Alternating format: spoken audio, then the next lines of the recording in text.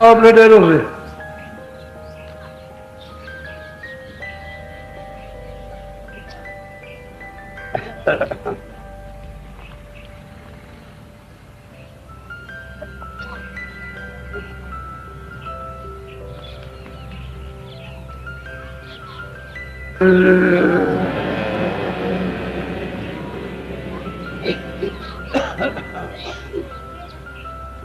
जय गुरुदेव।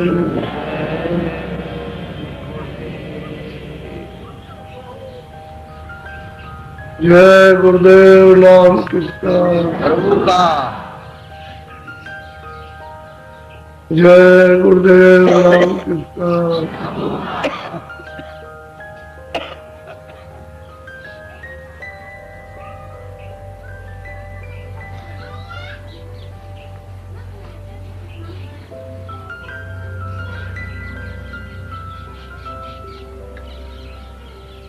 ये मनुष्य शरीर अनमोल है।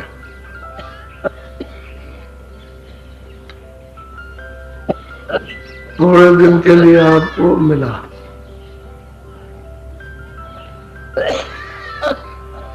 इसमें विशेष कर जो आपको दी गई वो बुद्धि दी गई, क्योंकि पांचों तत्व इसमें पूरे हैं। हमको ये सब कुछ सोचना चाहिए कि एक जगह से दूसरी जगह जाते हो तो चल के ही तो जाते हो, कितने शरीर से। यहाँ से जाओगे तो चल के जाओ, पैदल जाओ, किसी सवारी से जाओ, लेकिन चल के ही जाओ। पैदल जाओगे तो जीवात्मा सूरत शरीर पर तो बैठी हुई है, शरीर ले जाए। पहले शरीर को किसी में बैठा दो तो भी उसमें बैठी, लेकिन चल के जाना पड़ेगा। बगैर चल के गए हुए वहां नहीं पहुंच सकते। अब ये शरीर हम देखते हैं कि है, और रातों रात सो रहे तब तक खबर बगल में आई कि अरे बच्चा नहीं रहा। अरे स्त्री ने घबरा के उठे और देखा, बहुत बुलाया, कौन बोले, बोलने वाला तो जो था वो तो चला गया, वो तो चेतन था, वो तो निकाल दिया। अब ये सोचना चाहिए क्यों कहा, इसी की जा खोज सबको करनी चाहिए कि वो कहाँ चला गया। यही अगर खोज करो तो कोई ना कोई आपको मिल जाए, लेकिन ये तो कुछ सोच करते नहीं हो।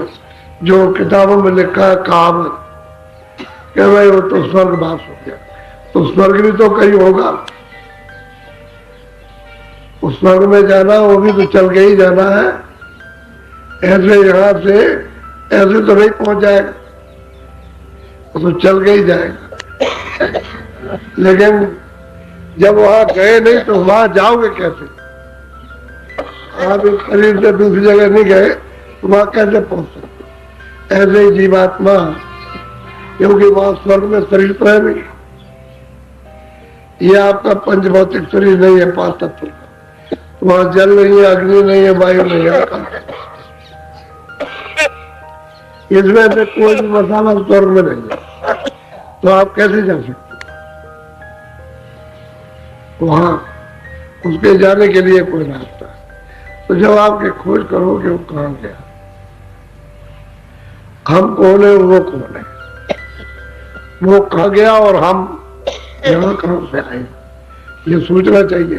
क्योंकि बच्चा अभी जन्म लेता है तो कहीं ना कहीं से आता है, तो ये कहाँ से आया, हम कहाँ से आए, हमारे सामने जा रहा है, ये कहाँ चला गया। इसकी खोज करो तो कोई ना कोई जानकार मिल जाए। तो हम खोजो तो कुछ करते नहीं है, जो कहावत चली आ रही है उसी को बस बहुत नहीं है। बस ये तो भूल भुलैया है, भूल गया। और थोड़ी देर बड़ी माया ममता में इसी में आप फंस गए। आपने कभी किसी से पूछा सही बात यह है कि जहां भी जाना है चल के जाना, वैसे नहीं पहुंच सकते। ये सूरत अपने घर से आई है, ऊपर से आई है तो सब लोगों को पार करते हुए लाई गई। ऐसा नहीं कि आंख उसकी बंद कर दी और सीधे ही ले आए यहाँ छोड़ दिया करके, ऐसा नहीं, उधर से आई सब देखती हुई आई, और जब भी जाएगी तो इधर से सब देखती हुई जाएगी। जहाँ स्वर्ग है उसको भी देखेगी, वैकुंठ है उसको भी देखेगी, ईश्वर का लोग उसको भी, ब्रह्मांड उसको भी देखेगी, ऊपर है उसको, पार ब्रह्मांड को भी देखेगी, देखती हुई जाएगी, देखती हुई आएगी। अब यहाँ आ गई तो भूल पड़ गई। आपको इतना सामान दिया गया,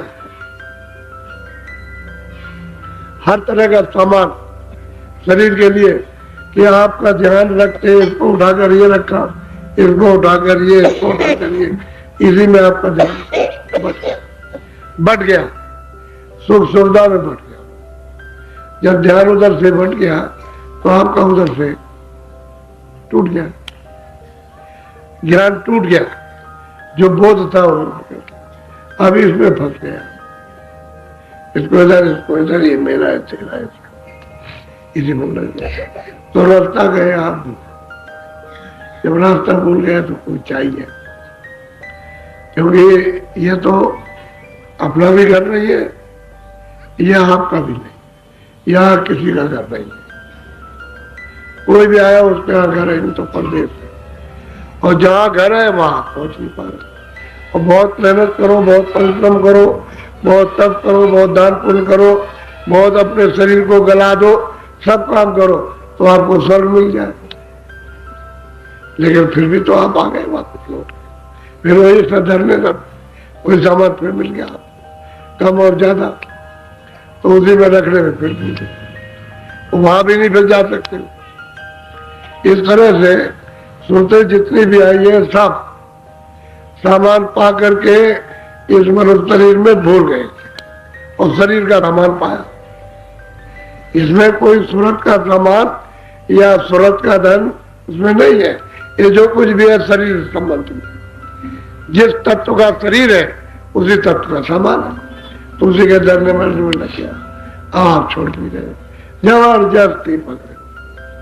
यदि ये आपको मालूम होता है क्षणों के लिए कि हमारा नहीं है, यहाँ कोई हाथ नहीं लगा सकता, ले नहीं जा सकता, जा नहीं सकता, कोई कहेंगे हम ले आएंगे या ले जाएंगे, कोई कुछ नहीं जा सकता। ये सब सामने बिल्कुल देख रहा, और आपको इसका बोध होता है थोड़े समय के लिए, लेकिन इससे बेहतर ये उस माया का आवरण है।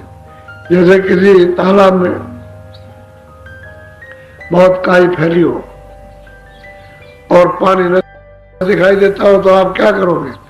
घड़े को जोर से मारोगे उसमें, जैसे ही मारोगे तो कहीं फट जाएगी, कहीं फट जाएगी, पानी दिखाई देगा, घड़ा उसमें बोर दो और पानी भर लो, जैसे ही घड़ा ऊपर आया फिर कहीं बराबर हो गई। ठीक आवरण इसी तरह से है। महात्माओं का जब आपको सत्संग मिलता तो बिल्कुल ऐसा मालूम होता है, कहीं फट जाती है, यानी कर्मों के पर्दे फटते हैं तो उस वक्त में आपको बोध होता है, और जैसे ही जरा सा हटे सामने से तो फिर वैसे हो जाता, फिर शून्य हो जाता, अबोध हो जाता। ठीक है, दशा है। सब महात्माओं ने अपने अपने समय काल जब जब वो आए जीवों को सब बताया। ये नहीं कि विधि उनकी भाषा कुछ भी रही हो, लेकिन विधि एक ही रही, रास्ता एक ही रहा। उस समय की भाषा का जो जैसी जात की भाषा हो, शहर की भाषा हो, मिली जुली भाषा हो, तो वो तो उन्होंने उसका किया।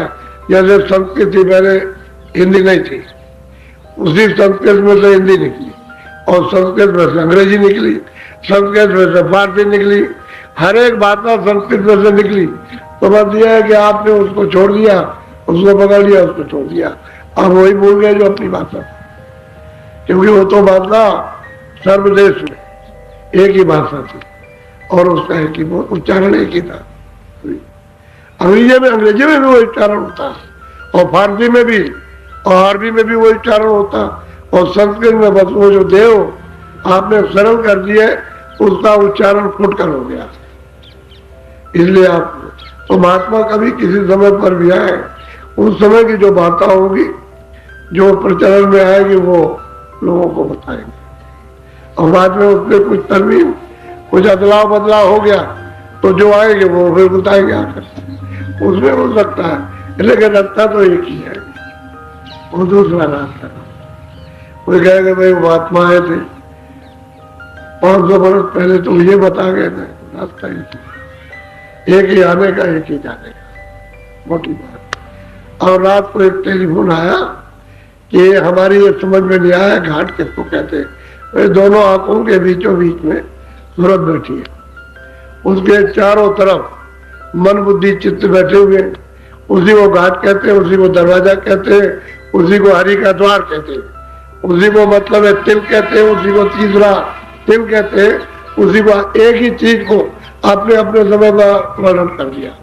आज्ञा चक्र इसलिए हृदय चक्र, इंद्रिय द्वार, नाभि कमर, हृदय, कंठ और छठवा जहाँ सूरत बैठी है उसको छठा चक्र कहते हैं। और सीधा सीधा तो अपने अपने समय में बता दिया, लेकिन घाट कहते हैं दरवाजा, गेट, उसी को गेट कहो, उसी को दरवाजा कहो, उसी को फाटक कहो, कुछ भी कहो, उसी को आप तिल कह लीजिए आप। लेकिन अब यह है कि समझाने की, उसी के चारों तरफ मन बुद्धि चित्त बैठे हुए, तो उसको इधर मत जाने दो, इंद्रियों की तरफ नीचे मत उतरने दो, उसी सूरत के साथ लगा दो। जो देखने का काम और सुनने का काम वो सूरत करने लगे और लग जाएगा तो सुनने लगेगा, देखने लगेगा। क्योंकि मन की मदद, चित्त की मदद, बुद्धि की मदद उसको मिलना चाहिए, क्योंकि पर्दा सब इन्होंने भाग दौड़ करके जमा किया, गंदगी तो इन्होंने जमा की है, लेकिन वो घाट नहीं समझ में। अब घाट नहीं आप समझ पाते हो, और कहते हैं कि जैसे बाहर आंखें बंद कर ली तो आंखों के बाहर का घाट तो ये, अच्छा आंख खुलेगी तब तो दिखाई देगा, ये पर्दा नहीं हटेगा तो कैसे दिखाई देगा। अब ऐसे वो पर्दा पड़ा, कर्मों का गंदगी का पर्दा पड़ा, खुलेगा तब तो अंदर दिखाई देगा। ये भी तो एक गंदा पर्दा है, ये बाहर से बंद कर लिया, हमें कुछ दिखाई देगा। अब जैसे बाहर की आंखों पर गंदगी आ जाती है, देखना बंद, तो गंदा ही पर्दा तो है। तो डॉक्टर के पास जाते हो, भूली हो गई, ये हो गया और वो हो गया, इसमें जाला बड़ा आ गया, तो उसको साफ कर देता है तो दिखाई दे सकता है। लेकिन उसकी भी तो तरकीब है, कुछ समय लगेगा, कुछ दवा डालेगा, कुछ उसकी गंदगी निकालेगा, साफ करेगा, कुछ मतलब बताएगा, युक्ति बताएगा।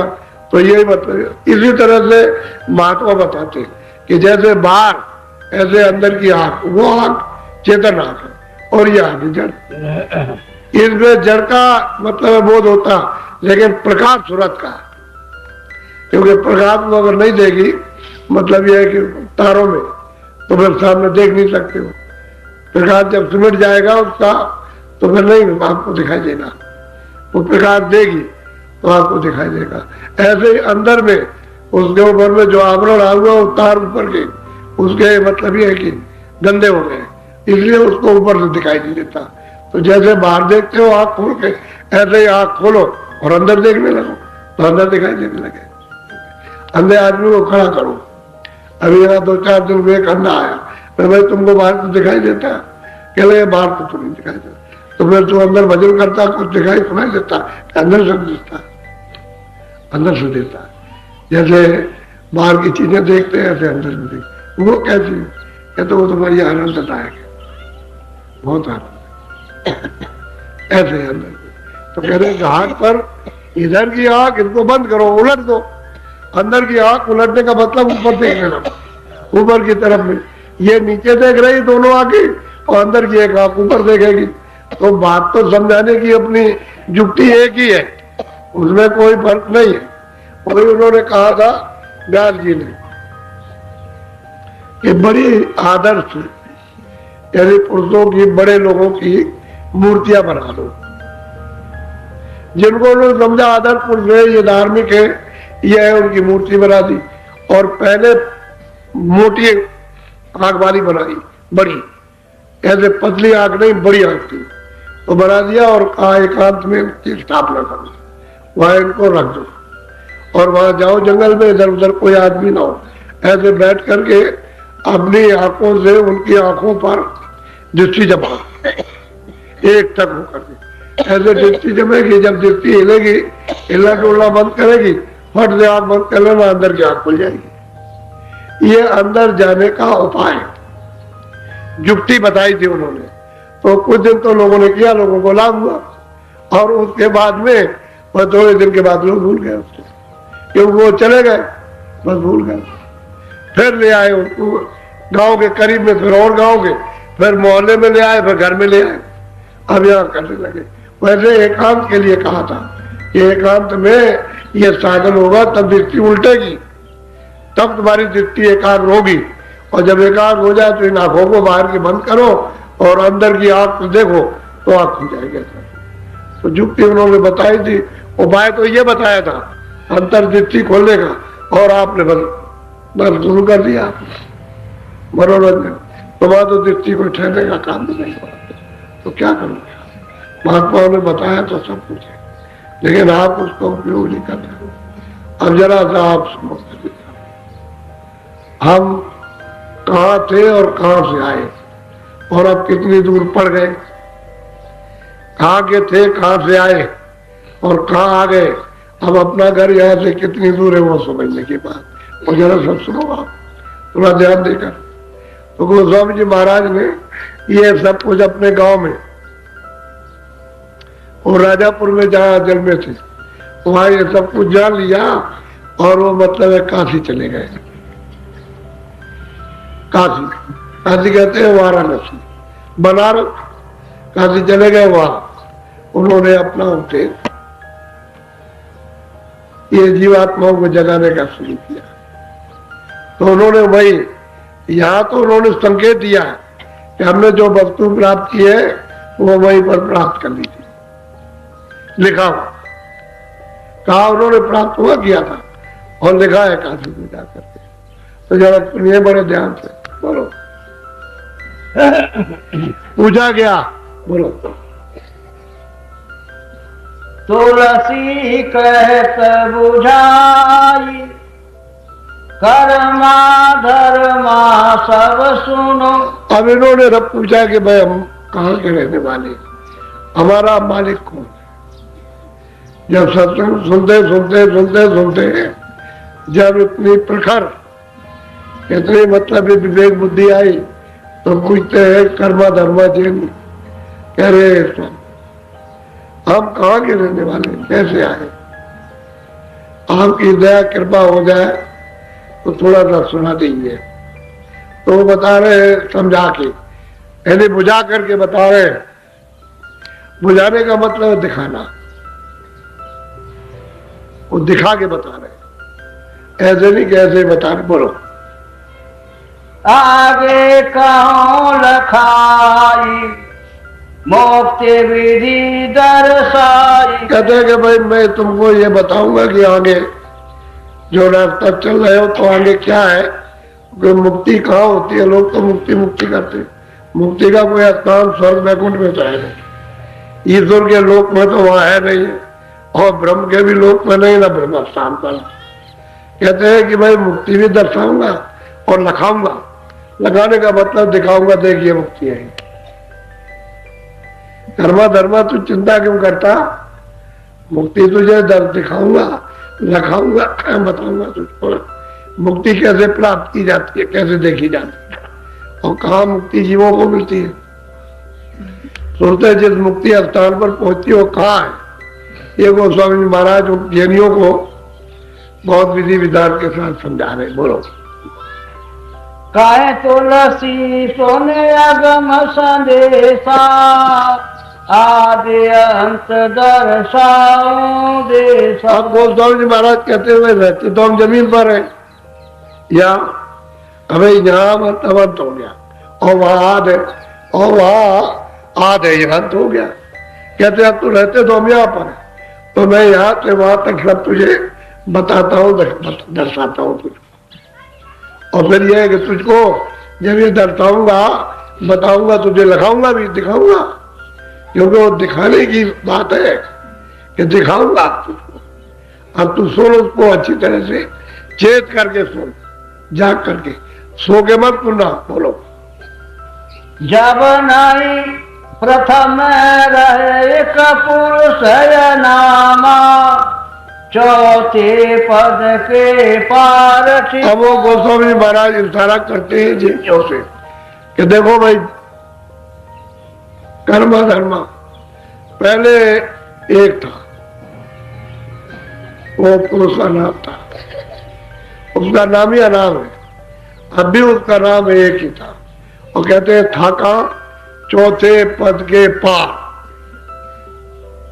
चौथा पद सतलोक, कहते हैं उसके पार था, वो अनाम धाम एक था। पहले तो चौथा पद भी नहीं था, और ये जब चौथा पद नहीं था तो यहां तो कुछ होगा ही नहीं, पहले तो वही था। लेकिन वो बता रहे कि देख यहाँ रहते हो तो अब मैं बताता हूं कि भाई वो अनाम एक था, लेकिन वो चौथे पद के पार है। वहां चौथे पद में नहीं मिलेगा ना इधर मिलेगा, वो पार जाओगे तब मिलेगा वो। तो कहते हैं मैं उसकी पूरी की पूरी आपको विवरण के साथ तुझे बताता हूँ पहले कौन था। बोलो। जब नहीं रहे गगन आकाशा, चंदा सूरज नहीं प्रकाश। भाई देख, कर्मा धर्मा, ये सूरज, ये चांद, ये तारे, ये जमीन, ये मतलब जल, ये मतलब ये है कि आपके वायु, ये अग्नि, कहते हैं वहां ये कुछ नहीं था, कुछ यहाँ कुछ नहीं था, कोई चीज यहाँ थी। जब ये नहीं था, ये बताओ तो आप किस पर रहोगे? अरे आप कहाँ रहोगे, क्योंकि यहाँ तो कुछ था नहीं। टिकना कैसे होगा? जब है जमीन पर जमीन होगी तब आपका ये शरीर होगा तो इस पर टिकोगे आप। तो कहते हैं आसमान भी नहीं था। अच्छा, कहते हैं चांद भी और सूरज भी नहीं थे प्रकाश करने वाले, ये कुछ भी नहीं था पहले, यहाँ कुछ नहीं, वो अकेला था। बोलो। धरती अग्नि न पवन निवासा, पानी जग रहे नहीं बासा। कहते जगत में कोई पशु पक्षी कीड़े मकोड़े, जब जल नहीं था, थल नहीं था, ये कुछ भी नहीं था। कहते कोई नहीं था, न कोई जंगल, न कोई पहाड़ थे, कहते कुछ था ही नहीं। अब देखिए अभी संवत 1589 में जल हुआ और 1614 में काशी गए। अभी तो इन्होंने लिखा ही, और कोई ज्यादा दिन की बात थोड़ी है, थोड़े दिनों की बात। 2 दुनिया खत्म हो जाए, लोग समय आ गया, और क्या। तो कहते हैं कि पहले कुछ भी नहीं था, यहाँ कुछ था ही नहीं। बोलो। पिंड ब्रह्मांड लोक नहीं होई, और लोक विधि नहीं सो। अब गोस्वामी जी महाराज कहते हैं देखो, कर्मा धर्मा ये शरीर नहीं था, अंड लोक नहीं था, और ब्रह्मांड लोक नहीं था, कहते हैं कुछ नहीं था। जब ये नहीं होगा तो वो अंड और मतलब ब्रह्मांड कहां से आ जाएगा? यहाँ था ही नहीं कुछ, यहाँ भी नहीं था, ऊपर में भी कुछ नहीं था। कहते हैं कोई चीज यहाँ पर नहीं थी। बोलो। हाँ। चौथा पद रचना नहीं ठानी, ताके आगे पुरुष ना। अब वो कहते हैं गोस्वामी जी महाराज, देख कर्म धर्म चौथे लोक की, जो सतलोक है, कहते हैं उसकी भी रचना, अरे उनकी मौज नहीं, उस वक्त रचना नहीं की थी वो, तो चौथे पद के पार अनामी। तो कहते हैं पहले वो अनामी था, चौथे पद की भी रचना नहीं हुई थी, सतलोक की भी रचना ही, जहाँ सत्पुरुष है उनकी भी रचना नहीं हुई। तो यहाँ तो कुछ होने वाला नहीं। क्यों कि ये तो सब कुछ इतना भी हुआ, ये तो सतलोक से सब कुछ हुआ, ऊपर से तो हुआ नहीं। तो कहते हैं सतलोक भी नहीं था, कहते हैं वो सत्पुरुष भी नहीं थे, उसकी भी रचना का कोई मतलब निजाम नहीं था, कि मौजी नहीं थे उस वक्त, रचना ही नहीं उन्होंने की थी, वो तो अनामी थे सब। बोलो। सासु लहर सत साहिब भयऊ, सत्य नाम संतन ने। और कहते हैं कि जब उस अनामी पुरुष की मौज हुई तो उनकी हिलोर से, उनकी मौत से कहते हैं सतनाम, यानी सत्पुरुष जिनका नाम सतनाम है वो उन्होंने स्थापित किया। अनामी पुरुष की मौत से ही सत्पुरुष उस सत्य देश में, सतलोक में, सचखंड में, वहां उन्होंने उनको स्थापित किया। उनके पहले तो वहां भी नहीं था और नीचे तो कुछ होता ही नहीं। कहते हैं कि रचना उसी अनामी पुरुष की ही मौत इच्छा से, उनकी हिलोर से अब शुरू होगी। बोलो। या की विधि विधि गति गाई, बिना सत्संग नहीं दर्शन। कहते हैं कि भाई जब तक सत्संग नहीं मिलेगा उन महापुरुषों का जो वहां आते और जाते हैं, जिनको पूरा ज्ञान प्राप्त हो गया, कहते हैं कि जब सत्संग नहीं मिलेगा तो बेचारे किसी को अगर सत्संग मिल जाए तो ये पूरी विधि, उसकी गति, उसकी पहुंच, उसका विस्तार, यानी किस तरह से हुआ है और कब था, कब से हुआ, ये अब सत्संग से मालूम होगा। जब तक सत्संग महापुरुषों का नहीं मिलेगा तब से नहीं। अच्छा, 700 वर्ष पहले कोई संत थे नहीं। कोई आदमी कहे कि 700 वर्ष पहले संत आए नहीं, उस 700 वर्षों के अंदर आए तो कौन सा समय था? कल जुगता है। अभी इन्होंने बताया, पहले तो किसी ने बताया नहीं। वेदों शास्त्रों में तो है नहीं, पुराण में तो है नहीं है। ये तो अभी संत आए तब उन्होंने बताया, अभी फकीर आए तब उन्होंने कहा। इसलिए फकीरों की जो किताबें संतों की है उनसे मेल खाती नहीं। वो कहते हैं कि नहीं ये हम नहीं मानते। अरे वो तो कहते हैं हम इसको ही मानते हैं, आप कहते हैं हम इसको नहीं मानते। क्यों? आगे का तो आपने जाना ही नहीं, उसको देखा ही नहीं, और तुमने ये भी नहीं देखा जो इसमें लिखा है, वो भी नहीं देखा, तो आप मानोगे कैसे? वो तो आग के अंधे और घाट के पूरे, तो क्या करेंगे जब बुद्धि में नहीं है, जब आत्मबोध ज्ञान नहीं तो कुछ नहीं है। तो कहते हैं कुछ सत्संग के बगैर कुछ नहीं होगा। बोलो। हो सत्संग कहो सब लेखा, खुले ने नहीं हृदय से। कहते हैं कि भाई जब सत्संग जब मिलेगा तो कहते हैं तब उसके हृदय का, जो दोनों आंखों के बीचों बीच में, यही तो उसका हृदय। कोई हृदय तो ये नहीं है, न यहाँ गले में, न इधर नीचे नाभि में, वो तो सूरत का जो हृदय है ये है। कहते हैं कि जब सत्संग मिलेगा तो ये हृदय के, तब वो नेत्र खुलेगा ऐसे। और सबके पास, यानी तीसरा नेत्र सबके पास है और सबका बंद है। और जब सबका बंद है तो सबंधे, हाँ इतने सबंधे हो और एक अगर कुछ कहने लगे तो सब कहेंगे झूठा है। वो देख रहा और वो मतलब देखते नहीं है, इसलिए कैसे प्रतीत आएगी, विश्वास कैसे होगा? तो कहते हैं जब तक सत्संग नहीं मिलेगा तब तक हृदय का नेत्र खुलेगा नहीं। वो युक्ति बताएंगे, फिर हृदय को साफ करेंगे, शुद्धि करेंगे, मन को, बुद्धि को, चित्त को, अंतःकरण को। वो हृदय ही अंतःकरण, जहाँ सूरत बैठी है उसके चारों तरफ मन, बुद्धि, चित्त बैठे हैं, उसको साफ करेंगे। और फिर यह है कि रोकेंगे इंद्रियों के घाट पर, कि भाग भाग करके जाता है तो वहां से कुछ मिलता नहीं, उसको रोकेंगे और घाट पर लगाएंगे। घाट कहते हैं दरवाजा, उसी घाट पर बैठाएंगे ताकि सूरत का साथ दे और उसकी आंख खुल जाए। कहते हैं कि बिना सत्संग के हृदय का नेत्र खुल नहीं सकता, किसी का नहीं खुलेगा। बोलो।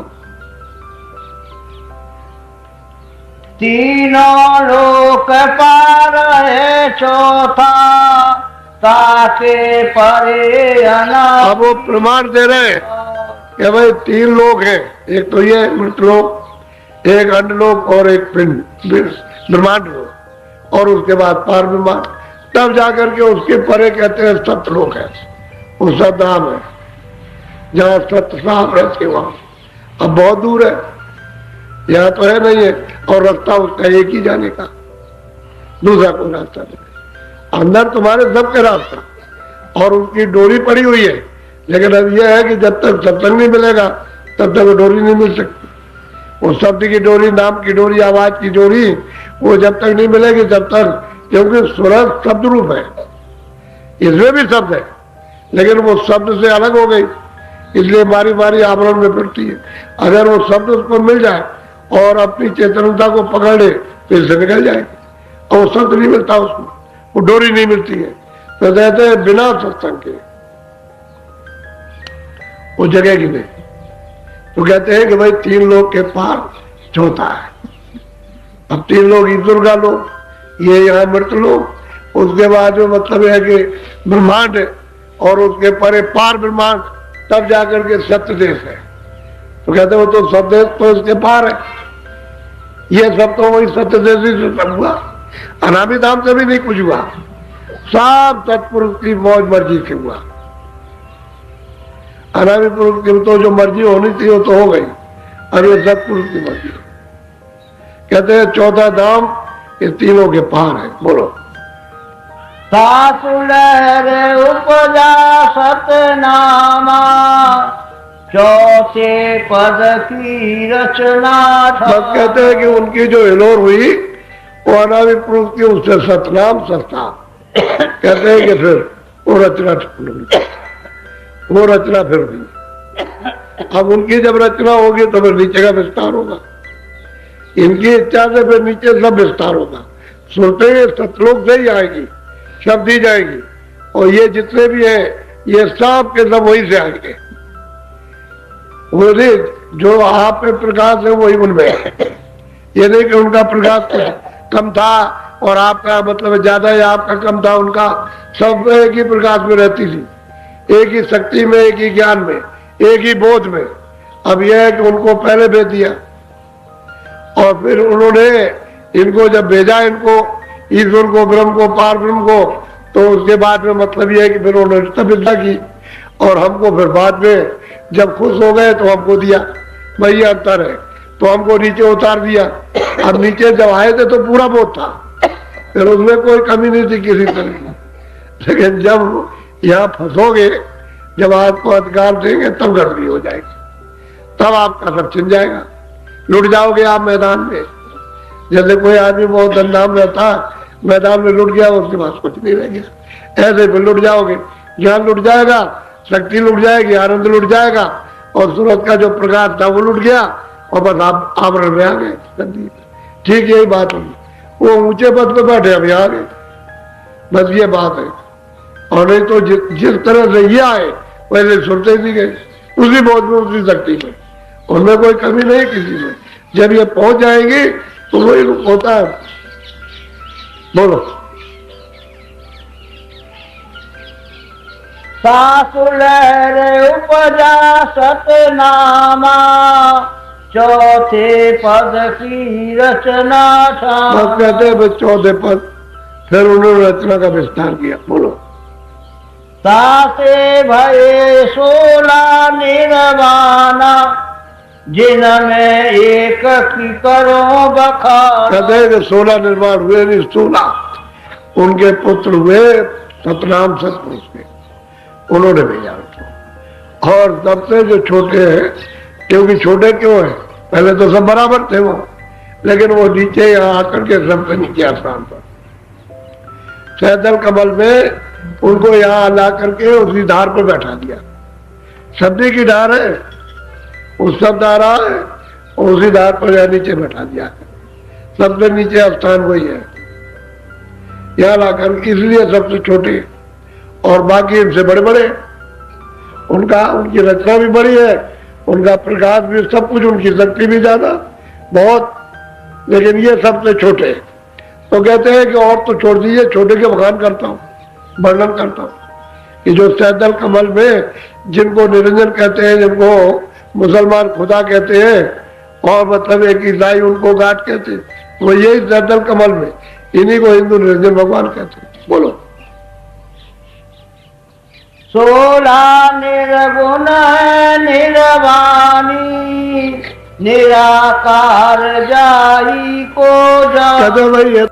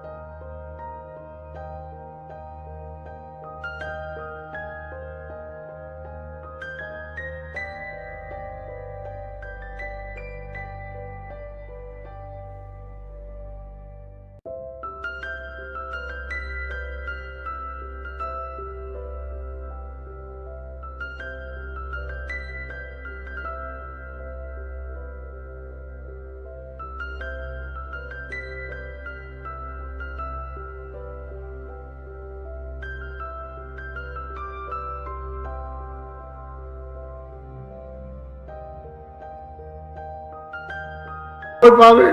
जब मन बुद्धि चित्त अंतःकरण जीवात्मा निर्मल हो जाए तभी तो मिलेगा, तभी तो देखता वहां खुलेगी।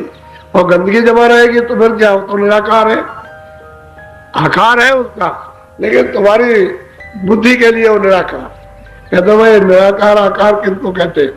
जब आंखें तुम्हारी बंद हो जाती है सब सृष्टि का जितना भी रूप रंग है सब निराकार, क्योंकि आग नहीं है आपके पास, इसलिए सब निराकार है, कोई उसका आकार नहीं। जब आपके अंदर की आंख बंद हो गई तो परमात्मा निराकार हो गया। वैसे तो उसका आकार ही है, क्योंकि आकार ना होता है। जब सूरत आकार में बैठी है तो उनका भी आकार है। ये आपका स्थूल आकार हो गया, इसके अंदर में छुपी बैठी है। और उनका मतलब यह है कि सूक्ष्म आकार हो गया, उसमें भी तो तत्व है, उसमें भी है तत्व, मन बुद्धि चित्त और अहंकार। और मतलब यह है कि शब्द स्पर्श रूप रसगंध ये उसमें तत्व है, उसी में छुप के बैठे हुए। लेकिन ये ऊंची मंजिल पर है, आप मतलब ये क्या गंदगी में बैठे रहते, आपकी आंख बंद हो गई, उनकी आंख खुली है। उनके पास शक्ति है, आप शक्ति हो गए, आपके पास शक्ति छिन गई। अब वहां पहुंच जाओ तो मतलब आपके पास भी शक्ति आ जाए। तो कहते बिना सत्संग के ये भेद मालूम नहीं होगा। अब ये उस वक्त तो इन्होंने जो वर्णन किया तो किताब थोड़ी लिखी थी, किताब तो उन्होंने बाद में लिखी है, बताया तो लोगों को पहले ही है कि भाई इस तरह से रचना का विस्तार ऐसे ऐसे हुआ। बोलो। ज्योति निरंजन सोई काई ताको संत काल। कहते भाई ये ज्योति निरंजन भगवान है, इनको संत काल कहते हैं। क्यों? कि मतलब ये कि अब ये 10 का विस्तार करेंगे अपना, ये 3 लोग का विस्तार करेंगे, ये यहाँ की रचना का। इसलिए मतलब ये है कि देते हैं और छीन लेते। आपको दिया छीन लिया, इसे वो काल कहते। जो कर्मों का विस्तार कर दे और कर्मों में बांध ले, इसमें पाप और पुण्य में बांध करके सजा दे, वो उसी को काल कहते हैं। और क्या? और जो यहाँ से निकाल के ले जाओ उसका नाम दे आप। तो कहते हैं संतों ने इनको काल कहा। इस कर्मों का विस्तार तो इन्होंने किया और हम सब जीवों को इसमें अधिकार देकर बता लिया कि ये पाप पुण्य अपना अपना करो और अपना अपना भोगो। बस जीव अपना करते रहते हैं, भोगते हैं, और उसके बाद 4 खानों में 84 लक्ष्मी में चले जाते हैं। अभी जाते क्या देर लगती है? अरे शरीर कितने दिन का है? थोड़े दिन। अभी अब बहुत उम्र चली गई, थोड़ी रह गए हो जाते हो, कोई उधर जा रहा कोई उधर जा रहा, जा ही रहे, निकल जाओगे फिर उधर, वहां जाकर के बंद कर देंगे। तो फिर बंद कर देंगे तो पशु पंछी कीड़े मकुड़े वहां जाके बंद करेंगे, बच्चे डाल देंगे नरकों में। तो जीव रोते चिल्लाते रहे, वो सुनता कौन? कर्मों में बांध दिया। बोलो। शास्त्र नाम कहे निर्वाणा सोई जीव को काल। अब वो कहते हैं कि भाई तुम्हारे मत में, अरे भाई कर्मा धर्मा तुम्हारे मत में इसी को निर्वाण पद कहते हैं। सहजल कमल ईश्वर को ही जो ज्योतिष स्वरूप है निरंजन भगवान, इन्हीं को निर्वाण पद कहते हैं। कहते हैं कि भाई यही तो कार्य स्वरूप है, मतलब है जीवों को सजा देना, ये इन्हीं का काम। जो सजा देता है छुटकारा तो कर नहीं सकते, कहे कि अब माफ कर देंगे, माफ उनसे नहीं हो सकता, वो माफी का नहीं मामला। और उनके हाथ से निकल गई चीज। अब संत ही माफ कर सकते हैं, दूसरा और कोई नहीं करेगा। और नहीं कोई कर, न ब्रह्मा कर सकते हैं, न विष्णु कर सकते हैं, न शिव कर सकते हैं, न देवी देवता, न ईश्वर कर सकते। अगर माफ करेंगे तो संत करेंगे, नहीं तो कर्मों का जो भी अच्छा बुरा पाप पुण्य होगा उसको सबको अपना अपना भोगना, बचेगा नहीं। इसीलिए आपको सजा मिलती रहती है। इसमें से निकाला, अच्छा चलो ठीक है, आपको इसमें से निकाला, राजा बना दिया, तो आप क्या करोगे? वहां लड़ाई करोगे ना? देखते रहोगे लड़ाई हो रही है, आपने हथियार बना लिया, दूसरों को मारोगे तो मार दोगे, तो आखिर उसका क्या इंजाम होगा? वो तो अपराध पाप हो गया, हत्या हो गई। तो फिर उनको बंद करेंगे ले जाकर के नरकों में कि तुमने इतने लोगों को मारा, हमने रक्षा के लिए तुमको राजा बनाया था और तुमने वहां संहार कर दिया, तो उनको मतलब ले जाएंगे वहां नरकों में, फिर वो आप पेरेंगे। ये है असल में, सामान दे दिया, आप भूल गए उसको, ऐसा ही इसमें फंस। तो बिना सत्संग के कहते हैं कि अरे भाई धर्मा कर्मा बिना सत्संग के पता नहीं लगेगा। और रास्ता नहीं, जुक्ति नहीं मिलेगी। बिना सत्संग के मतलब में आंख नहीं, निर्वाण पद प्राप्त नहीं होगा। वो तो प्राप्त करने वाला मिलेगा तब निर्वाण पद मिलेगा। तो कहते हैं रचना तो ऐसे हुई है और तुम यहाँ कहाँ अटके हुए हो।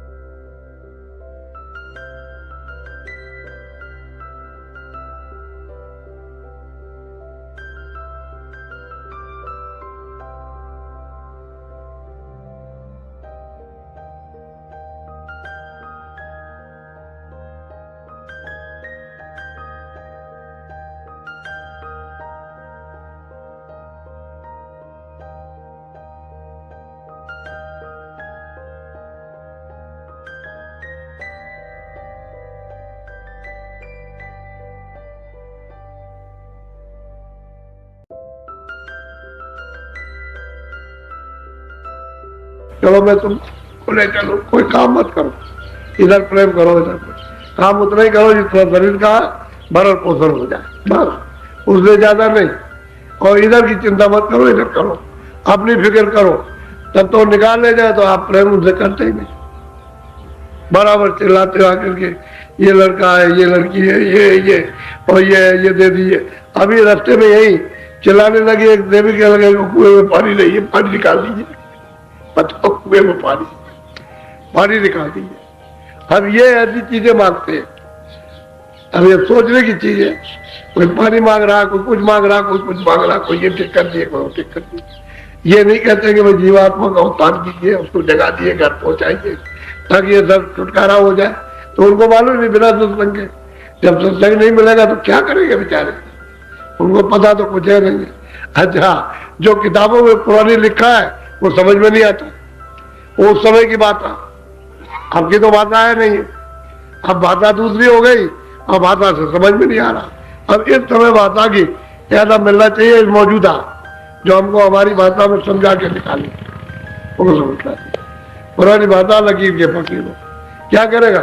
एक आदमी अगर संस्कृत का बोध करे ना करे, लेकिन संस्कृत पढ़ना उसको आ जाए तो सुनाता रहेगा, उसको मालूम भी नहीं कि क्या संस्कृत। आप क्या समझोगे? वो सुना देगा बहुत कुछ। अंग्रेजी नहीं जानता तो अंग्रेजी में अगर कोई सुनाए तो आप बैठे क्या करोगे? इसका क्या मतलब है? बस ठीक इसी तरह से तो हमारी आध्यात्मिक भाषा थी, वो रास्ता भूल गया आप। और किताबों में तो उस समय लिखा था, अब तो लिखा नहीं। अब तो हमको सरल भाषा चाहिए तो उसने बोध करा जाए। यानी मतलब ये लोग आते क्यों है? इस भाषा से समझते हुए तब आते। अगर आज की भाषा से समझे नहीं तो यहाँ कौन आएगा? और कौन चुपचाप बैठेगा आकर के? और कौन भजन करेगा, कौन ध्यान करेगा? वो भाषा जब समझ में आती है तब उनकी समझ में आता है, तब भजन करते, तभी तो मतलब काम होता है। अब वो पुरानी लकीर फकीर, अब समय क्या, कोई चाहिए वैद। बहुत अच्छा लुकमान हकीम, बड़े बड़े डॉक्टर थे, और लुकमान हकीम तो उससे बीमारी चली जाएगी। अरे इतना तो सोचना चाहिए कि वक्त के डॉक्टर हकीम के पास जाओ कि बीमारी तो आज फैली है, और वो मिल जाए तुमको तो वो दवा करेगा। तुम लुकमान हकीम मरे जा रहे हो तो मतलब तो आत्म कल्याण कब होगा? जब वक्त का मिलेगा। वक्त का हकीम डॉक्टर नहीं मिलेगा, जानकार, तो कल्याण नहीं हो सकता, रास्ता नहीं मिलेगा, सफाई नहीं होगी, कर्मों का नाश नहीं होगा, तो छुटकारा जीव नहीं पाएगा। असली बात तो ये है। बोलो। याने जग जम जाल पसारा, जगत बालक से स्थापना तीन। कहते हैं कि भाई इन्होंने बड़ा पसारा किया है, और इसमें मतलब है जब जाल, ऐसा जाल बिछाया, मतलब ये है कि और उसका ऐसा विस्तार कर दिया कि जीव बेचारे यहाँ से निकल के। अब इतना ही मौका मिला आपको मनुष्य शरीर का, ये भी निकला जा रहा, फिर कोई मौका मिलना नहीं। तो महात्माओं को मालूम है कि दोबारा मौका ये मिलेगा नहीं, क्योंकि कितने करोड़ भक्त हो जाएंगे तब भी नहीं मिलना। तो ये मौका में तो कहते हैं भाई तुम इससे कुछ अपना काम कर लो, तो जागते नहीं, चेतते नहीं, समझते नहीं, सत्संग मिलता नहीं, क्या करेंगे? फिर कल आपको समझाएंगे भी तो बहुत है, उसको समझ लो, थोड़ा सा सुन लो, ध्यान में बैठा लो। कोई मैं ही कोई बात नहीं कहता हूँ, पिछले लोगों ने भी कहा, कोई बात मैं कह दूं आपको सीधी सीधी भाषा में, लेकिन प्रमाण के साथ में मिल जाए तो मजबूती हो जाती, विश्वास हो जाता कि नहीं भाई कोई अपनी तरफ से बात नहीं हो रही है। जो महापुरुष से मतलब ये है कि लोगों को दे करके गए वो रास्ता ठीक है। और भैया है कि उसका बोधाप बोलो जय गुरुदेव। तो भाई आपसे कहा था जोरदार कि देखो सब लोग शाकाहारी लोग, नामदान पहले नहीं, पहले सत्संग सुनो और बताएं कि भाई शाकाहारी रहो तो सुधार करो। जब इस शरीर को आप खराब कर लोगे तो ये खून चलायमान हो जाएगा, जब चलायमान तो मन बुद्धि और ये चित्त तो ये सब चलायमान हो जाएंगे, ये इंद्रियों की तरफ विकारों की तरफ दौड़ेंगे, तो उस समय पर कोई एकाग्रता आएगी। अरे शुद्ध आहार करो, जिससे कि खून ठंडा रहे और शुद्ध रहे, तब मतलब ये सत्संग समझ में आएगा। सुनोगे बैठ करके तो एकाग्रता आएगी, फिर मन नहीं दौड़ेगा। और सत्संग सुन लोगे, उसके बाद जब दान नामदान लोगे तो भजन होगा। आप आए नहीं, सत्संग सुना नहीं, कहते भजन 20-20 साल हो गए मेरे पास और यहाँ लौट के नहीं आए, और ये कह के गए मैं भजन करूंगा, तो उन्होंने नामदान ले लिया और चले गए, और 20 साल के बाद लौट करके आए। मैंने भाई तुम तो बिल्कुल एकदम सफेद हो गए, अभी तक कहाँ रहे? वो ये समझते होंगे बाबा जी 20 साल के बाद हमको भूल जाएंगे, अरे मैं अभी तक कहाँ रहे? कह रहे मैं इसमें फंस गया उसमें, तो अब क्या कर सकते हैं ये बताओ तुम? अभी इस अवस्था में क्या कर सकते हो? अब तो यही है कि मरा हुआ जानवर पड़ा, उसको कंधे पर लाद के बाहर फेंक आओ, मैं इतना ही हो सकता और क्या होगा? यदि 20 साल पता ही नहीं, खबर नहीं है, तुम उस मोह जाल में उसमें फंस गए, जाकर के उसमें पड़े रहे और गोते लेते रहे। अब कोई जब नहीं मिला सहारा तो चलो वहां चलेंगे। अब असली बात ये 20-20 साल, 10-10, 15-15 साल हो गए। अरे भाई कहा तो था कि मैं भजन करूंगा, हमसे वचन दिया था कि मैं भजन करूंगा, हमको बता दीजिए। हमने अच्छी बात की। अच्छा पहले उनको शुरू में हुआ भी, उसमें जाल में फंस गए, वो भी गवा दिया, और जो कुछ भी बताया था वो सब भूल गए। उन्होंने पूछा कि तुमको कुछ याद है? तो यह क्या करते आए? अब ये थोड़ा बहुत रह गया, वही रहो।